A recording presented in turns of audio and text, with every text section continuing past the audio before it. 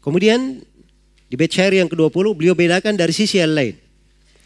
Kata beliau, al-ilmu a'la hayatil lil ibadi kama ahlul jahalati amwatun bijahlihimi. Ya. Saya poinkan di sini pembahasan antara kehidupan dengan ilmu dan kematian dengan kejahilan. Jadi ilmu itu kehidupan, sedangkan kejahilan adalah apa? Kematian. Kejahilan adalah kematian. Kata beliau, al-ilmu a'la hayatin. Ilmu itu kehidupan yang paling tinggi lil ibadi, untuk segenap hamba. Kama, sebagaimana ahlul jahala amwatun bijahlihimi. Sebagaimana orang-orang yang jahil, mereka itu sebenarnya adalah mati dengan kejahilan mereka. Mereka mati dengan kejahilan mereka. Iya. Di dalam Al-Quran, Allah Subhanahu wa ta'ala berfirman kepada nabinya, wa kadzalika auhayna ilaika ruhan min amrina ma kunta tadri mal kitabu walal iman walakin ja'alnahu nuran nahdi bihi man nasha'u min ibadina wa innaka latahdi ila siratim mustaqim. Demikianlah kami wahyukan kepada engkau Nabi Muhammad ruh dari perkara kami. Jadi agama ini disebut sebagai apa? Sebagai ruh. Ruh kehidupan. Itulah yang menghidupkan. Engkau Nabi Muhammad sebelumnya tidak kenal apa itu kitab. Tidak kenal apa itu iman. Tapi kami jadikan ia sebagai cahaya. Engkau memberi hidayah kepada siapa yang engkau memberi hidayah kepada siapa yang kami hendaki dari hamba-hamba kami. Dan sungguh engkau Nabi Muhammad memberi hidayah kepada manusia menuju kepada jalan yang lurus. Baik. Maka ini ayat menunjukkan bahwa ilmu itu adalah apa? Adalah kehidupan. Iya. Karena itu bahasa Al-Quran, ya ayyuhalladzina amanu istajibu lillahi walir rasuli idza da'akum lima yuhyikum. Wahai orang-orang yang beriman, jawablah Allah dan Rasulnya kalau kalian dipanggil kepada hal yang menghidupkan kalian. Jadi ilmu ini menghidupkan kita. Itulah kehidupan yang sebenarnya. Tapi siapa yang berpaling darinya, itu dia menuju kepada kematiannya. Iya. Jadi ada orang-orang yang mereka ini di dalam kehidupan dunianya mereka hidup. Setelah dikubur pun mereka masih hidup. Itulah orang-orang yang berilmu. Iya. Setelah dikubur pun masih hidup. Tapi ada orang-orang yang sebelum dikubur pun dia sebenarnya sudah mati. Inilah orang-orang yang apa? Orang-orang yang jahil. Iya. Sebab hakikatnya dia sudah mayat. Sudah mati. Nah, karena itu dari sini seorang harusnya pandai melihat yang terbaik untuk dirinya. Ya, kadang kita sering di kehidupannya, wah ini saya bekerja, saya masukkan anak saya sekolah di sini ya untuk masa depannya, untuk kehidupannya. Ya dia tidak mengerti apa hakikat kehidupan. Dikiranya kehidupan itu kaitannya dengan apa? Dengan dunia, dengan ilmu dunia. Padahal tidak. Sudah digariskan di dalam ketentuan agama ini bahwa kehidupan itu pada apa? Pada ilmu. Iya. Orang yang memiliki kekayaan apapun di kehidupan dunia, kalau dia tidak memiliki dari keimanan dan ilmu agama, tidak ada manfaat baginya. Dia dihitung sebagai orang yang paling fakir. Orang yang paling fakir. Ya, maka hidup itu adalah dengan apa? Dengan ilmu. Sebagaimana orang-orang yang jahil itu hakikatnya dia dihitung sebagai apa? Orang yang sudah mati. Nah, ini perkara penting yang mesti dipahami oleh setiap penuntut ilmu. Ini dasar. Bahwa ilmu itu adalah kehidupannya. Itulah yang membuat dia apa? Hidup. Kemudian yang ke-21 di halaman 18. Kata beliau rahimahullah, la sam'a, la aqla, bal la yubsiruna wa fis sa'iri mu'tarifun kullum bidzambihimi. Kata beliau, la sam'a. Orang yang jahil itu tidak mendengar. La aqla, tidak pula berakal. Bal la yubsiruna. Bahkan mereka sama sekali tidak melihat. Wa fis sa'iri mu'tarifun kullum bidzambihimi. Dan di neraka Jahannam yang menyala-nyala, di neraka As-Sa'ir, ya, As-Sa'ir ini salah satu nama dari nama apa? Neraka. Maksudnya neraka itu banyak namanya. Kadang disebut Jahannam, disebut Sa'ir, disebut Hawiyah, disebut apa namanya? Khutama dan sebagainya. Banyak dari penamaan neraka. Ya, yang menunjukkan dahsyatnya, golakannya, kepedihannya. Wa fis sa'ir, di neraka Jahannam, kullum, maka semuanya mu'tarif, mengaku terhadap dosa-dosa mereka. Ya. Dan ini beliau isyaratkan ya di dalam, beliau ambil hal ini dari beberapa ayat. Di antaranya firman Allah Subhanahu wa taala di surah Al-Mulk, wa qalu law kunna nasma'u aw na'qilu ma kunna fi ashabis sa'ir fa'tarafu bidzambihim fasuhqan li ashabis sa'ir. Mereka berkata, andai kata kami dahulu itu mendengar, andai kata dahulu kami itu berfikir, maka kami tidak akan berada di neraka yang menyala-nyala. Mereka pun mengakui dosa-dosanya. Maka betapa jauh orang-orang yang merupakan penduduk neraka As-Sa'ir ini. Ya, penyesalan itu selalu datangnya belakangan. Ya. Ini mereka ketika berada di akhirat pasti menyesal. Ketika berada dalam neraka bertambah penyesalan mereka. Ketika keluar ruhnya saja sudah apa? Sudah menyesal. Di sakaratul maut saja dia sudah menyesal. Ya. Dan penyesalannya bertambah dan terus bertambah hingga di dalam neraka waliyadzubillah. Iya. Karena itu dari salah satu kegiatan penduduk neraka, mereka menangis, meraung, berteriak. Dan ini semuanya keadaan orang-orang yang penuh dengan penyesalan. Ya.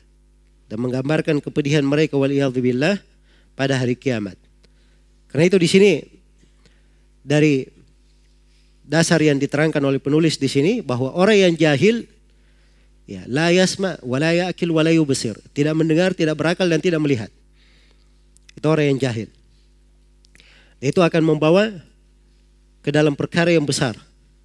Iya, sebab siapa yang disifatkan dengan 3 sifat ini tempatnya telah disebutkan di dalam neraka waliyadzubillah. Ditutup untuknya pintu kebaikan. Kemudian di bait syair yang ke-22 kata penulis rahimahullah, fal jahlu aslu dhalalil khalqi qatibatan wa aslu shiqwatihim turran wa dhulmihim wal ilmu aslu hudahum ma sa'adatihim fala yadhillu wa la yashqa dawul hikami. Kata beliau, fal jahlu, kejahilan itu adalah aslu dhalalil khalqi qatibatan, adalah sumber kesesatan seluruh makhluk. Wa aslu syikwatihim turran wa dhulmihim, sebagaimana dia adalah sumber kesengsaraan dan kezaliman mereka semuanya. Iya. Jadi 3 ya, kejahilan, sumber kesesatan, sumber kesengsaraan dan sumber kezaliman. Wal ilmu aslu hudahum ma sa'adatihim fala yadhillu wa la yashqa dawul hikami. Ya, dan ilmu itu adalah sumber petunjuk mereka, sumber hidayah mereka, disertai dengan kebahagiaan mereka. Fala yadhillu wa la yashqa, maka tidak akan tersesat dan tidak akan sengsara dawul hikami, orang-orang yang memiliki hikmah. Maksudnya orang-orang yang memiliki hikmah, orang-orang yang apa? Memiliki ilmu. Iya. Baik. Jadi di sini penulis rahimahullahu taala menjelaskan suatu perkara besar dan kaidah agung bahwa akar kesesatan itu dari mana? Akar kesengsaraan dan kezaliman dari mana? Kejahilan. Iya. Sedangkan sumber petunjuk dan kebahagiaan dari mana? Dari ilmu. Ini dasarnya 2 ayat dalam Al-Quran. Di surah Thaha dua-duanya. Yang pertama Allah berfirman, Ma anzalna alaikal Qur'ana litashqa. Tidaklah kami turunkan Al-Quran kepada engkau Nabi Muhammad untuk membuat kamu sengsara. Al-Quran itu ilmu. Kalau ilmu itu turun, tidak mungkin ada kesengsaraan. Jelas ya? Tidak mungkin membawa apa? Kesengsaraan. Pasti membawa kebahagiaan untuk seorang hamba. Iya. Dan ayat yang kedua di akhir surah Thaha, "Faman ittaba'a hudaya fala yadhillu wala yashqa." Barang siapa yang mengikuti petunjukku. Al-Huda di sini, iya. Ini mencakup Al-Quran, As-Sunnah, dan ilmu agama. Siapa yang mengikuti petunjukku, maka dia tidak akan tersesat dan tidak akan apa? Tidak akan sengsara. Tidak akan sengsara. Jadi jamin. Iya. Siapa yang berpegang dengan ilmu, itu adalah sumber petunjuknya. Kalau tidak tersesat, berarti dia selalu berada di atas petunjuk. Dan itu adalah sumber kebahagiaannya. Tidak akan sengsara selama-lamanya. Sebaliknya, kejahilan itu membawa kepada kesesatan. Iya. Karena itu salah satu sebab pokok tersesatnya orang-orang yang tersesat dari masa dahulu hingga hari ini, sebabnya adalah apa? Adalah kejahilan. Sebabnya adalah kejahilan. Ini mengeluarkannya dari jalan yang lurus. Karena dia tidak punya dari ilmu yang membuat dia mampu berbicara adil dan membicara benar. Yang dia miliki adalah kejahilan. Ya. Tapi kejahilan itu beraneka ragam. Ada yang dikemas dengan retorika seakan-akan dia pandai. Tapi hakikatnya dia adalah apa? Adalah jahil. Ada orang yang Masya Allah berdalil dengan ayat, dengan Al-Quran. Tapi hakikatnya dia jahil. Ya. Dia jahil. Seperti kaum Khawarij itu hafal Quran mereka. Banyak mereka ibadah. Banyak mereka ibadah. Tapi cuman hafal saja, tidak turun ke hatinya. Tidak punya fikih terhadap ayat-ayat yang dia baca. Iya. Maka kejahilan ini berbahaya. Dan banyak bentuknya. Banyak bentuknya. Karena itu ketika seorang telah belajar ilmu, dia akan kenal ilmu itu apa sebenarnya. Yang dikatakan dengan apa? Dengan ilmu. Iya. Dia akan mengenal dengan sendirinya bagaimana ilmu itu. Baik, maka ini kaidah penting dari penulis rahimahullahu ta'ala. Kemudian berikutnya di halaman ke-20, bait syair yang ke-24.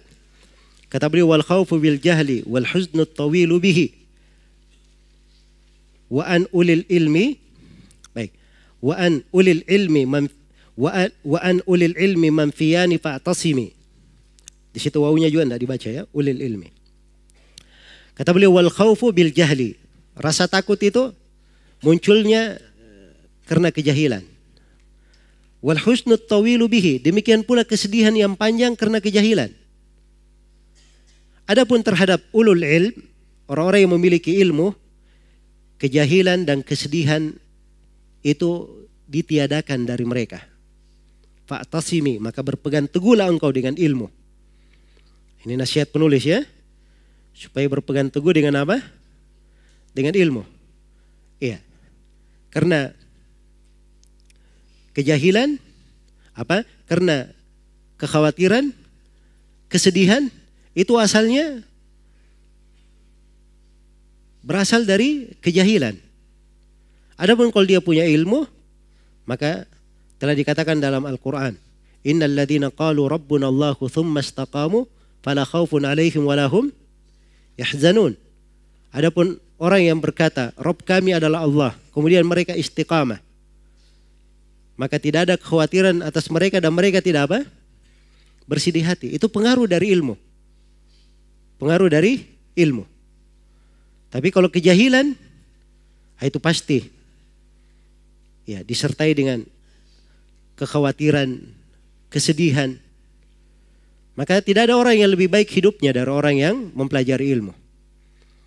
Iya. Apa yang dia khawatirkan seorang penuntut ilmu? Kefakiran dia tidak khawatirkan, karena ilmu lebih berharga daripada dunia dan segala isinya. Kekuasaan dia tidak akan sedihkan. Kekuasaan yang dia tidak dapatkan, jabatan, kedudukan yang luput darinya, karena ilmu lebih berharga dari itu baginya. Jadi tidak ada kesedihan untuknya. Dia selalu stabil dan seimbang di dalam hidupnya.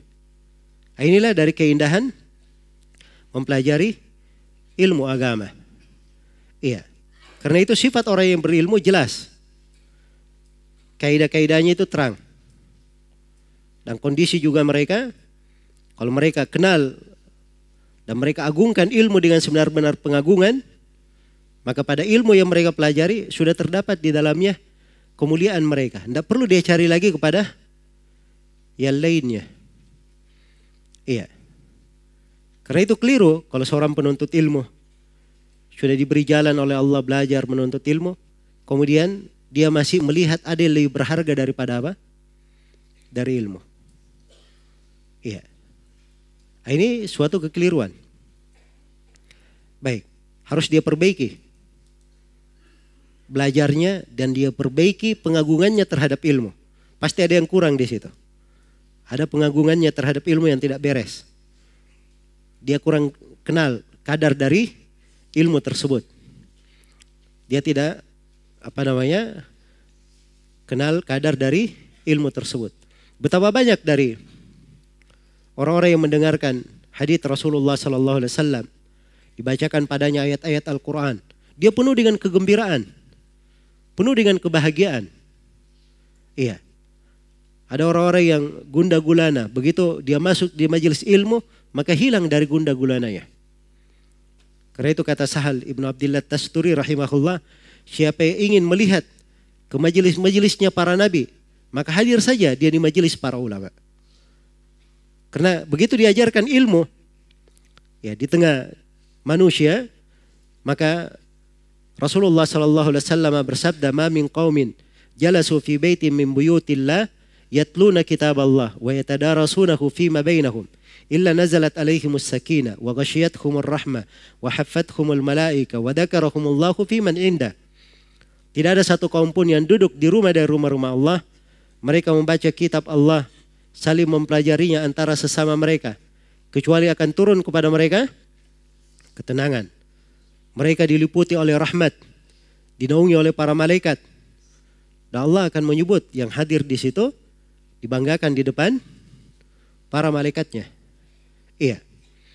Jangankan orang yang seperti itu kondisinya, di dalam sebuah hadits disebutkan ada orang, dia datang ke majelis ilmu bukan untuk belajar, tapi karena dia punya kawan di situ hadir.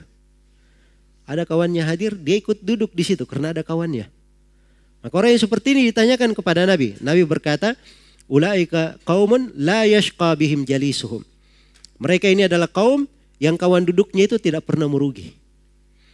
Ya, kawan duduknya apa? Tidak pernah merugi. Ya, dia di kondisi seperti itu saja dapat bentuk dari keberuntungan. Dapat bentuk dari keberuntungan.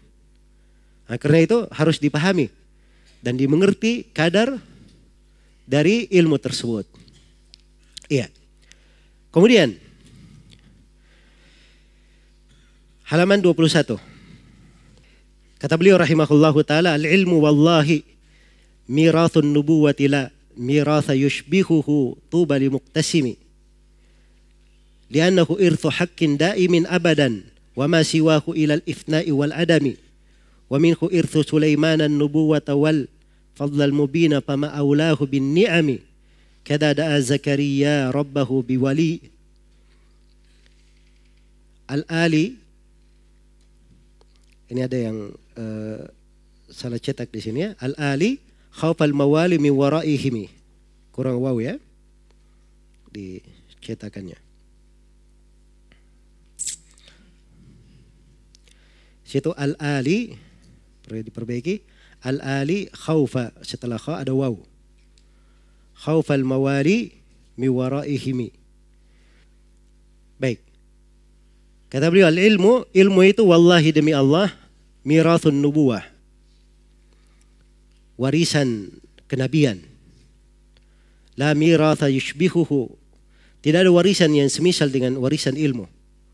Tuba limuktasimi. Betapa beruntungnya orang yang dapat warisan ilmu. Betapa beruntungnya orang dapat bagian warisan ilmu. Kenapa dia adalah warisan yang paling bagus? Kata beliau li'annahu irthu haqqin daimin abadan. Karena warisan ilmu itu adalah warisan yang hak, warisan yang hakiki, daim, yang selamanya, abadan. Daim, kekal, abadan selama-lamanya. Wa ma siwahu ilal ifna'i wal adami. Adapun selainnya itu akan menuju kepada kesirnaan dan ketiadaan. Wa minhu irthu Sulaiman an-nubuwwa wal fadl al-mubina fama aulahu bin ni'ami. Di antara warisan yang bagus itu warisannya Nabi Sulaiman. Nabi Sulaiman mewarisi kenabian dan mewarisi al-fadlul mubin, keutamaan yang sangat jelas. Fama aulahu bin ni'ami, betapa hebatnya. Iya. Betapa pantasnya Nabi Sulaiman mendapatkan nikmat-nikmat itu. Kada da'a Zakaria rabbahu biwali. Demikian pula Nabi Zakaria memohon kepada Rabbnya supaya dia anugerahkan wali. Iya. Zakaria rabbahu, hunya panjang situ ya. Al-ali itu pakai alnya dibaca ya. Harusnya biwalil al, biwalil ali, harusnya begitu. Tapi ini karena darurat syair maka harus dipakai alif al di depannya. Al-ali khaufal mawali mi waraihimi. Demikian pula Nabi Zakaria, dia memohon kepada Allah Subhanahu wa taala agar supaya diberi anugerah keturunan dari keluarganya. Khaufal mawali, dia khawatir mawali di belakangnya. Mawali dari anak-anak pamannya, dari kaumnya yang berada di belakang mereka. Iya, di sini penulis masuk ke salah satu pembahasan besar. Iya. Dari pokok yang harus dipahami oleh seorang penuntut ilmu terkait dengan masalah warisan. Iya. Di dalam sebuah hadits yang diriwayatkan oleh Imam Ahmad, Abu Daud, At-Tirmidzi, Ibnu Majah dan selainnya dari Abu Darda radhiyallahu anhu. Rasulullah sallallahu alaihi wasallam bersabda, "Wa innal ulama warathatul anbiya. Wa innal anbiya'a lam yuwarrithu dinaran wala dirhama. Wa innama warrathul ilm. Faman akhadahu akhadha bihaddin wafir." Kata beliau, dan sesungguhnya para ulama adalah para pewaris Nabi. Dan sesungguhnya para Nabi itu tidak mewariskan mata uang dinar. Dinar mata uang apa? Emas. Wala dirhaman, tidak pula mewariskan mata uang dirham. Dirham apa? Perak. Wa inna mawarrathul ilm, yang mereka wariskan adalah ilmu. Paman akhadahu, siapa yang mengambil ilmu ini, akhada bihaddin wafir, maka dia telah mengambil bagian yang banyak dari warisan. Nah, di sini Rasulullah sallallahu alaihi wasallam berbicara tentang sebuah hakikat syar'i. Ya, kita harus bedakan ya antara hakikat bahasa dan hakikat apa? Syar'i. Ya. Karena ada hakikat bahasa. Hakikat secara apa? Bahasa. Seperti Nabi pernah tanya, atadruna mal muflis? Tahukah kalian apa itu orang yang bangkrut? Ya. Para sahabat jawab secara urf dan bahasa. Orang yang bangkrut, al-muflisu fina man la dirham lahu wala mata. Kata para sahabat, orang yang bangkrut di tengah kami, orang yang tidak punya mata uang perak, tidak punya harta benda apapun. Mata uang perak saja yang paling murah tidak dia punya. Harta benda sama sekali tidak ada. Ini yang bangkrut. Kata para sahabat, bukan itu orang yang bangkrut. Kata Nabi SAW, tidak. Bukan itu orang yang bangkrut. Al-muflisu may ya'ti yaumal qiyamah. Tapi kata Nabi, al-muflis, orang yang bangkrut adalah siapa yang datang pada hari kiamat. Datang dengan berbagai kebaikan, dengan pahala sholat, zakat, puasa. Tapi dia datang dalam keadaan telah mencela si fulan, telah mencaci maki si fulan, menumpahkan darah si fulan. Maka setiap orang yang dia zalimi datang menuntutnya. Karena banyak yang menuntut, dia harus bayar dengan kebaikannya, dia bayar dengan kebaikannya. Habis kebaikannya, masih ada yang menuntut.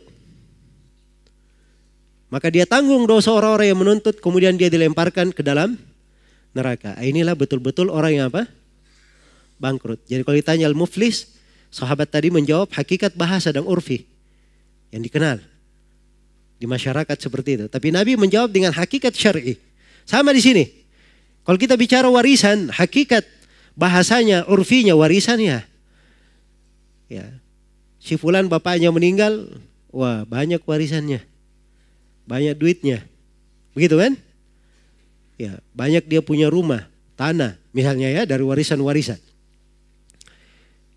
Ini hakikat bahasa dan urfi. Tapi Nabi tidak membahasakan warisan seperti itu. Diberikan bahasa syar'inya. Warisan yang sebenarnya pada apa? Pada ilmu. Dan itulah warisannya para nabi dan para rasul. Tidak ada warisan yang lebih baik daripada itu. Iya. Karena itu kata penulis, wal ilmu wallahi mirathun nubuwah. Ilmu itu demi Allah, beliau sumpah, demi Allah. Itu adalah warisan kenabian. La miratha yushbihuhu. Tidak ada warisan yang semisal dengannya. Iya. Tuba li muqtasimi. Beruntunglah orang yang dapat bagian dari warisan ini. Ini warisannya, kata beliau, li'annahu irthu haqqin daimin abada. Karena dia adalah warisan yang hak, yang hakiki, daiman, yang kekal, abadan selama-lamanya. Ilmu itu. Sebab seorang kalau dapat ilmu, ya, ilmu yang dia dapatkan, itu ikut bersamanya di mana? Ke dalam kuburnya. Dan di hari kiamat ilmunya tetap bermanfaat. Sebab dia ketika memiliki ilmu, dikumpulkan bersama orang-orang yang berilmu. Jadi kalau dia meninggal, ilmunya dia tinggal di dunia, tidak ikut, tidak mungkin dia dihitung apa? Orang yang berilmu. Iya. Akan datang nanti dari keutamaan ilmu juga, orang yang membaca Al-Quran, akan dibahas oleh penulis ya, di keutamaan Al-Quran. Orang yang membaca Al-Quran, itu disuruh naik ke surga sesuai dengan bacaannya, yang biasa dibaca di dunia. Ini kan berarti ilmunya ikut. Iya. Selama-lamanya. Beda dengan harta. Harta itu tidak ada yang dia bawa. Dia diantar ke kuburan oleh 3. Disertai jenazah itu disertai ke kuburan oleh 3. Keluarganya, hartanya dan amalannya. Yang tinggal bersama dia amalannya, harta dan keluarganya semuanya apa? Semuanya kembali. Iya. Semuanya kembali. Maka di sini penulis rahimahullah menjelaskan suatu hal yang sangat penting. Dan ini dasar untuk memahami besarnya ilmu dan agungnya ilmu. Iya, disebutkan oleh Ibnul Qayyim rahimahullahu taala di dalam kitabnya Miftah Daris Sa'adah. Ya, di penjelasan tentang apa namanya? Sabda Nabi sallallahu alaihi wasallam ini. Iya. Bahwa para ulama itu pewaris para nabi. Beliau sebutkan kisah dari Abu Hurairah radhiyallahu taala anhu. Dan ini dikeluarkan oleh Tabarani, dihasankan oleh Syekh Al-Albani dan sebelumnya oleh Al-Mundhiri. Disebutkan bahwa Abu Hurairah radhiyallahu taala anhu melewati pasar Madinah. Kemudian Abu Hurairah berhenti di pasar. Iya. Jadi dia dapati orang-orang sibuk dengan perniagaannya, jual belinya. Ya, Abu Hurairah berkata, "Ya ahlas suq, wahai penduduk pasar, penghuni pasar. Ya. Ma a'jazakum, betapa kalian ini tidak mampu, betapa lemahnya kalian. Maksudnya harusnya kalian dapat lebih banyak, tapi kalian ini tidak dapat apa-apa." Iya, tidak dapat apa-apa. Nah, maka orang-orang bertanya, "Wa madaka ya Abu Hurairah? Ada apa Abu Hurairah? Kok kami tidak dapat apa-apa?" Kata Abu Hurairah, "Daka mirathu Rasulillah sallallahu alaihi wasallam yuksam wa antum hahuna la tadhhabuna fata'khuduna nasibakum minhu."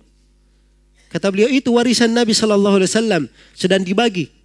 Dan kalian di sini saja, tidak pergi kemudian mengambil warisan, mengambil bagian kalian. Langsung mereka berkata, "Wa aina huwa, di mana warisannya wahai Abu Hurairah?" Hah? Warisan apa yang dia pikir ini? Hah? Nah, ini warisan dengan bahasa yang dipahami di keumuman orang. Kata Abu Hurairah, fil masjid, warisannya di masjid. Ya. Maka mereka pun keluar dengan segera. Penduduk pasar ini keluar semua dari pasar, pergi ke masjid. Dan Abu Hurairah berdiri di situ sampai mereka kembali. Ya, karena Abu Hurairah tahu sebentar lagi mereka kembali. Ya. Maka Abu Hurairah tanya kepada mereka, "Ada apa dengan kalian?" Kata mereka, "Wahai Abu Hurairah, kami sudah dalam masjid, kami tidak temukan sesuatu dibagi di masjid." Kata Abu Hurairah, "Apa yang kalian lihat di masjid? Tidakkah kalian lihat seorang pun di masjid?" Kata mereka, "Betul, kami lihat. Ada orang yang sholat, ada orang yang membaca Al-Quran, ada orang yang belajar halal dan haram." Kata Abu Hurairah, "Waihakum, fadhaka mirathu Muhammad." Kata Abu Hurairah, betapa kasihannya kalian, itulah warisannya Nabi Muhammad. Nah, jadi ini salah di dalam memahami kata apa? Warisan. Begitu sebut warisan harta, diglobalkan saja, dia pahami harta, langsung kabur pergi cari. Ya. Tapi warisan ilmu baru di sini. Sadar hakikat dari apa? Warisan yang sebenarnya. Nah, jadi pembahasan yang pertama di sini yang kita tekankan bahwa ilmu itu adalah warisan para nabi. Warisan para nabi.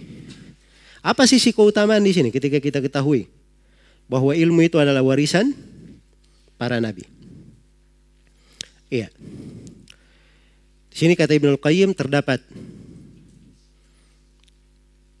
di dalam hal ini peringatan bahwa orang-orang yang berilmu itu orang yang paling dekat hubungannya dengan Nabi.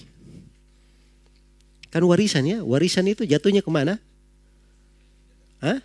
Karena ada hubungan nasab kan? Ada hubungan secara nasab atau secara kekerabatan atau secara apa? Wala, pasti ada hubungan. Jadi dia pasti paling dekat. Pasti paling dekat. Iya. Dan terdapat juga di dalam hadits ini peringatan bahwa sebagaimana wajib taat kepada para nabi, demikian pula dia taat kepada siapa?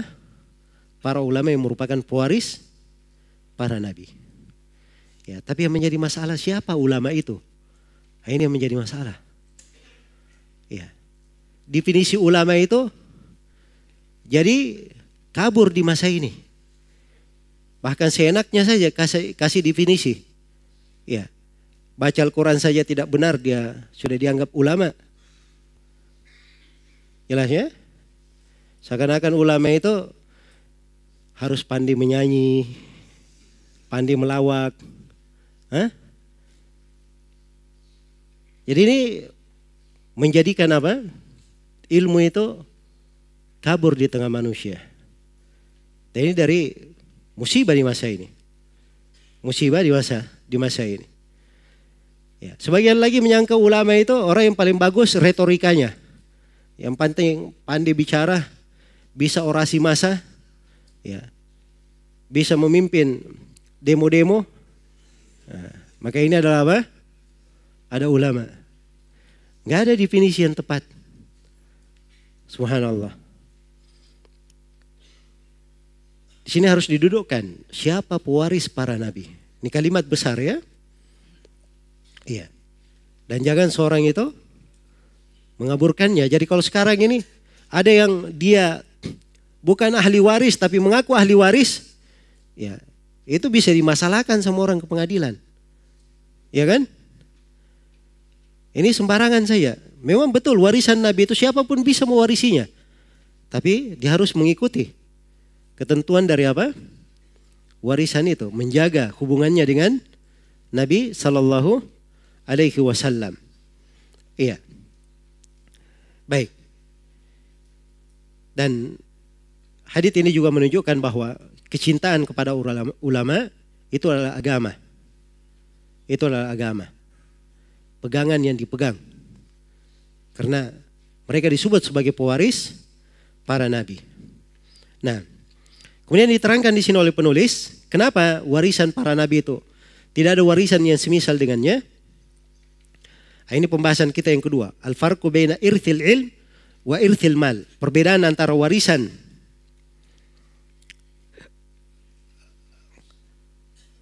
harta, perbedaan antara warisan ilmu dengan warisan apa? Harta. Jadi ada perbedaan yang menyolok antara warisan ilmu dan warisan apa? Harta. Nah, di sini penting untuk dipahami. Iya. Penting untuk dipahami. Kalau warisan ilmu itu warisannya para nabi. Sedangkan warisan harta itu warisannya selain nabi. Dari orang-orang kaya, raja-raja itu yang mewarisi harta, memberikan warisan harta. Tapi kalau ilmu itu warisannya siapa? Para nabi. Perbedaan yang kedua, kalau warisannya para nabi itu kekal terus, tidak ada putusnya. Berbeda dengan warisan apa? Harta, terputus. Iya. Betapa banyak orang yang kakeknya, buyutnya orang-orang kaya, tapi dianya sendiri tidak memiliki harta. Nah, ini seakan-akan di sini penulis ingin memberikan beberapa pembahasan ya sudah berlalu. Ini kita bisa petik suatu pembahasan besar sebenarnya. Dan ini fikih harus ada di dalam hati setiap muslim dan muslimah. Memperbandingkan antara harta dan ilmu. Perbandingan antara apa? Harta dan ilmu. Ya. Sebenarnya tidak bisa dibanding ya. Karena jaraknya jauh. Memperbandingkan antara bintang yang berada di langit sangat terang ya, dengan sesuatu yang hanya berada di mana? Di bumi saja. Iya. Tapi para ulama menyebutkan berbagai perbandingan supaya memudahkan untuk memahami. Ibnul Qayyim rahimahullah di kitabnya Miftah Daris Sa'adah halaman 364 jilid 1, beliau memberikan perbandingan antara ilmu dan harta dari 40 sisi. Perbandingan bagaimana keutamaan ilmu di atas apa? Di atas harta. Ya ini tentunya tidak bisa kita baca semuanya ya. Cuman saya berikan beberapa. Ya 10, tidak apa-apa 10. 1. Ilmu itu warisan para nabi. Sedangkan harta warisannya siapa? Para raja dan orang-orang kaya. Yang kedua, ilmu itu menjaga pemiliknya. Sedangkan harta dijaga oleh siapa? Hah? Dijaga oleh pemiliknya. Kalau harta, pemiliknya yang sibuk jaga. Sedikit-sedikit periksa rekeningnya. Ya, tidak ada yang kurang. Jelas ya? Tapi kalau ilmu tidak perlu dia dijaga. Dia menjaga pemiliknya. Dia menjaga pemiliknya. Harta itu, perbedaan yang ketiga, harta itu kalau dikeluarkan, disedekahkan, dia infakkan, berkurang. Dia belanja, dia makan, berkurang hartanya. Tapi kalau ilmu, kapan dia keluarkan, maka akan apa? Bertambah dari ilmunya tersebut. Iya. Perbedaan yang keempat, pemilik harta kalau dia meninggal, maka selamat tinggal. Dia ucapkan ke hartanya. Tapi pemilik ilmu, ilmunya akan ikut bersamanya di dalam apa? Di dalam kuburnya. Iya, di dalam kuburnya. Perbedaan yang kelima, ilmu itu hakim terhadap harta. Ya kalau misalnya ada yang ribut masalah warisan, masalah tanah, datanya kemana? Ke pengadilan kan? Di pengadilan dihukumi dengan apa? Ya ilmu. Ya. Jadi ilmu hukum terhadap harta. Adapun harta, tidak pernah harta itu menghukumi ilmu. Itu tidak pernah. Baik. Perbedaan yang keenam. Harta itu bisa didapatkan oleh seorang mukmin, kafir, orang yang baik, orang yang fajir, orang yang paling jahat sekalipun bisa dapat harta. Tapi ilmu hanya didapatkan oleh siapa? Hah? Hanya didapatkan oleh orang-orang yang beriman saja. Iya. Baik. Perbedaan yang ke-7. Ilmu itu diperlukan oleh para raja. Ya. Dan seterusnya. Semua orang memerlukannya. Dia punya harta pun perlu kepada ilmu. Tapi kalau harta yang memerlukannya siapa? Orang yang fakir dan kurang saja. Hah? Orang yang fakir dan kurang saja. Baik. Perbedaan yang ke-9. Hah? Baik, perbedaan yang ke-8. Harta itu mengantar kepada kesewenang-wenangan, melampaui batas, ya, kesombongan. Sedangkan ilmu itu mengantar kepada merendah hati, merasa cukup, dan dia semakin giat untuk beribadah kepada Allah Subhanahu wa Ta'ala. Perbedaan yang ke-9. Harta itu menjadikan orang yang mencintainya, menjadikan pemiliknya budak terhadapnya. Ya, menjadikannya budak terhadapnya. Sedangkan ilmu menjadikan hamba itu budak kepada Robnya, kepada yang menciptakannya. Dan yang ke-10, dan ini mungkin yang terakhir, walaupun banyak ya, Ibnu Qayyim sebut berapa? 40. Ya. Kecintaan kepada ilmu dan mencari ilmu, kecintaan kepada ilmu dan mencari ilmu, itu adalah sumber segala ketaatan. Sedangkan kecintaan kepada dunia dan harta dan mencarinya itu adalah sumber segala kejelekan. Baik. Ini 10 perbedaannya supaya kita punya fikih, pandai membedakan. Nah, di sini penulis katakan li'annahu irtu haqqin daimin abadan, karena warisan para nabi itu warisan yang hak, kekal dan selamanya. Wa ma siwahu, adapun selainnya, selain warisannya para nabi, ilal ifna'i wal adami, kembalinya kepada fana, akan sirna wal adam dan tiada. Kemudian beliau terangkan warisan Nabi Sulaiman. Ini pembahasan yang ketiga. Wa minhu irthu Sulaiman an-nubuwah. Di antaranya adalah warisan Nabi Sulaiman mewarisi kenubuan, mewarisi kenabian, wal fadlal mubin, dan mewarisi keutamaan yang sangat mubin, yang sangat terang. Iya. Pama aulahu bin ni'ami. Ya, betapa pantasnya Nabi Sulaiman dengan nikmat-nikmat tersebut, mendapatkan nikmat-nikmat tersebut. Atau bisa juga diartikan betapa pantasnya warisan Nabi Sulaiman ini dihitung dengan berbagai nikmat. Baik. Jadi dia adalah nikmat yang terbesar, nikmat yang teragung. Nabi Sulaiman disebutkan di dalam Al-Quran ya, di surah An-Naml. Wa waritha Sulaimanu Daud.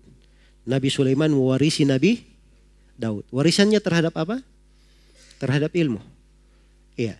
Karena itu di kelanjutan ayat dikatakan wa qala ya ayyuhan nasu ulimna mantiqat thair wa utina min kulli syai'in hadza lahuwal fadlul mubin. Wahai sekalian manusia, kami diberi pengetahuan bagaimana pembicaraan burung, dan kami diberitahu segala sesuatu, diberi segala sesuatu. Sungguhnya adalah al-fadlul mubin. Iya. Jadi Nabi Sulaiman mewarisi Nabi Daud, ini kata Ibnul Qayyim rahimahullahu ta'ala, sepakat para ulama ahli tafsir bahwa warisan yang dimaksud adalah warisan ilmu dan kenabian. Tidak ada yang lainnya. Warisan ilmu dan apa?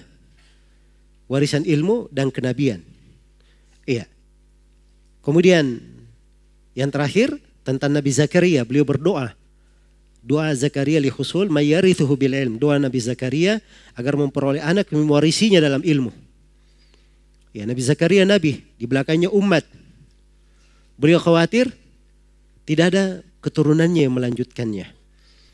Maka beliau berdoa kepada Allah supaya diberi anugerah anak. Maka beliau pun diberi anugerah Nabi Yahya. Dan bahasa Nabi Zakaria, fahabli min ladunka waliya yarithuni wa yarithu min ali Ya'qub waj'alhu rabbi radhiya. Ya Allah, berilah anugerah kepadaku seorang wali, seorang anak yang mewarisiku dan mewarisi keturunan Ya'qub, dan jadikanlah dia wahai Rabbku sebagai hamba yang diridhai. Ya. Maka ilmu ini adalah warisan yang terindah, hal yang terbaik. Ya wallahu taala alam.